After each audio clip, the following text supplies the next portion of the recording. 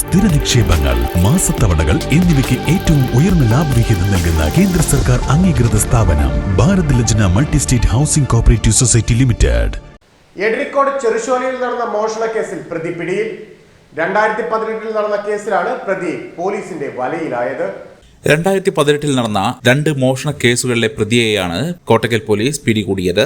ചെനക്കലിലുള്ള ഇൻഡസ്ട്രിയലിൽ നിന്ന് ലാപ്ടോപ്പും 5000 രൂപയും മോഷ്ടിച്ചിരുന്നു. കൂടാതെ ചെറുശോലക്കുണ്ട് ഭാഗത്തുള്ള ഒരു വീട്ടിൽ കയറി ഒരു ടെലിവിഷനും 25,000 രൂപയും മോഷ്ടിച്ചു.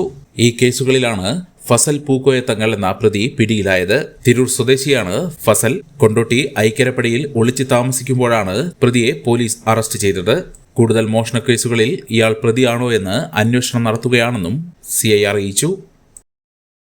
2018 നടന്ന 2 മോഷണ കേസാണ് ഇപ്പം കോട്ടക്കൽ പോലീസ് ഡിറ്റക്ഷൻ ആക്കിയിട്ടുള്ളത്.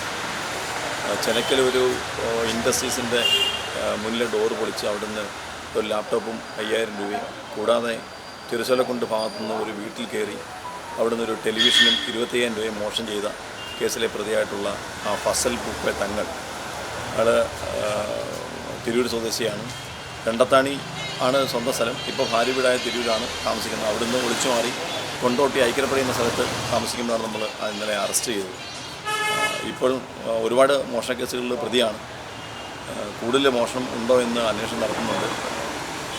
ഇയാളിപ്പോൾ നമ്മുടെ ചോദ്യം ചെയ്യലോട്ടൊക്കെ നിസ്സഹരണത്തിലാണ് പൊയ്ക്കൊണ്ടിരിക്കുന്നത്.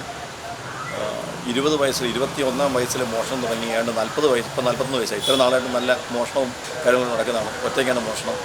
കൂടുതൽ അന്വേഷണം നടത്തിക്കൊണ്ടിരിക്കുകയാണ്. കൂടുതൽ പ്രതികൾ കൂടെ ഉണ്ടോ എന്നും സംശയം. മെമ്പർമാരുടെ നിക്ഷേപങ്ങൾക്ക് ഉയർന്ന ലാഭവിഹിതം നൽകുന്ന കേന്ദ്ര സർക്കാർ സഹകരണ സ്ഥാപനം Bharat Lajna multi state housing cooperative society limited, Parappur road, Kottakkal.